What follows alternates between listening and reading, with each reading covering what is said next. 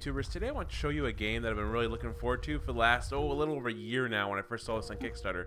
This is called Go Song, A Journey of Hope. And what this is, if you haven't noticed already, is a Metroidvania style game, which means it borrows aspects obviously of Metroid and Castlevania, and the creator himself said this is more of a Metroid / Dark Souls inspired game. And it really does show, at least in the Metroid aspect. I've never been really a Dark Souls guy, maybe I should have been, but I love Metroid. I absolutely love Super Metroid, one of the best games ever. If you didn't get to play this, I actually feel sorry for you, because Super Metroid in particular was amazing. And this is definitely following in the footsteps. It reminds me so much of it, and I can't get enough of what I've played so far. The gameplay is very tight. It controls exactly the way I would want it to. I might not be the best at it because I'm very rusty at playing these kind of games, but the game is difficult though, and that's perfect because too many games today just like hold your hand. This game really doesn't at all.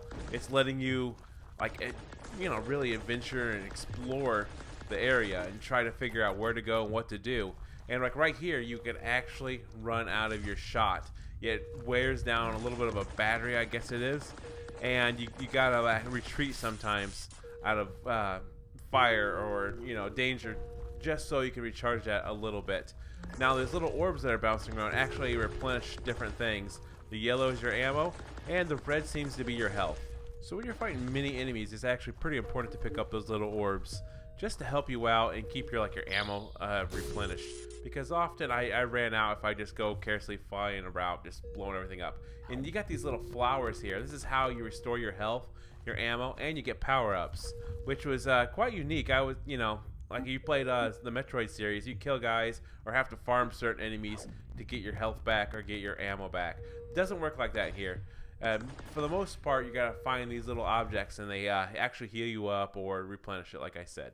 And unlike, say, Super Metroid, again, I'm going to refer to this quite a bit here, there's actually some storytelling. And the other one just let you adventure. There's a little bit in the beginning, a tiny bit in the end, but this one actually has voice acting. And it's not so bad. I've actually liked what I've seen and heard so far.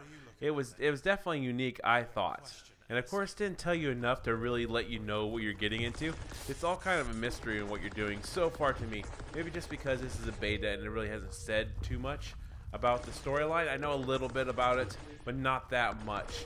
And I like it. I like how this it's all unique like this. And also, I love this. There's a level up system, which I wasn't actually expecting. I knew there was going to be something to help you build yourself up, but I wasn't exactly expecting it like this. You have like an XP bar, like so many games today, across the top. Right now, it's of course non-existent, but you actually can see your progress and how you're leveling, which I quite liked. At first, you're extremely weak, and you definitely have to get some new stuff and new gear to build up your abilities, because believe me, you're gonna have a rough time, because again, this game doesn't apologize for being hard, and some things are rather hard to find, which I definitely like. I don't want it to sit there and big glowing arrows or things flashing that obviously tell me which way I need to go.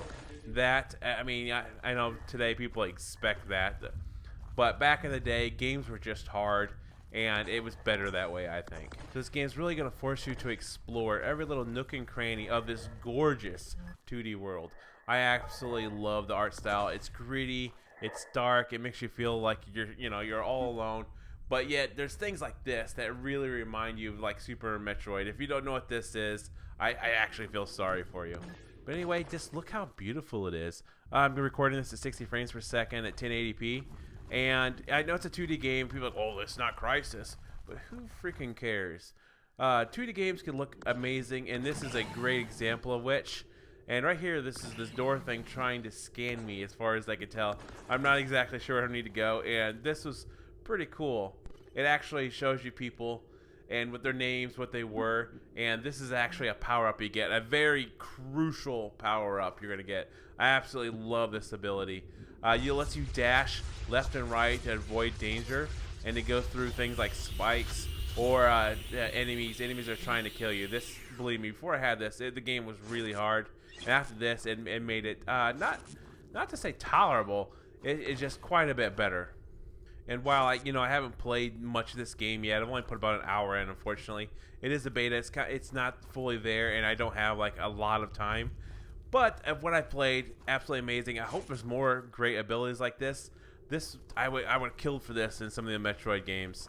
I really dig in what I've seen and played so far, and I'm really waiting to see what kind of special weapons or gear I get. It's definitely going to kick ass, in my opinion. And I just love that leveling up. Every time I see that, I get stronger, I get tougher, and this is what these games are always about: trying to get level up, get a little bit stronger, getting abilities that let you go to places you haven't been before, and exploring it. There's a lot of backtracking, I'm sure, like the other games of this kind, but that's actually better because there's all kinds of stuff you'll run across that you see like man, how do I do that? How do I get there? And it doesn't make sense until you go back to it, and then it just becomes totally obvious in how you should go about beating that specific area and clearing everything you've seen so far. I love it, and I like the way that guy just exploded. Definitely unique. They don't all die the exact same way. There at least seems to be at least several different ways each guy can die so far. I don't know exact count. Again, there may be more because it's a beta, it's early. So there could be quite a bit more of this game that I just don't know about yet. I really do like it though.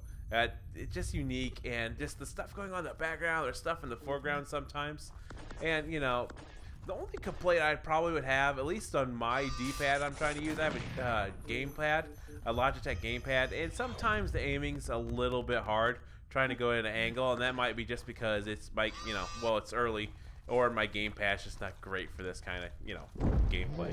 Now, if you like what you're seeing here, and you probably should because this is absolutely amazing, I'm going to put a link down below where you can pre-order this on Humble Bundle.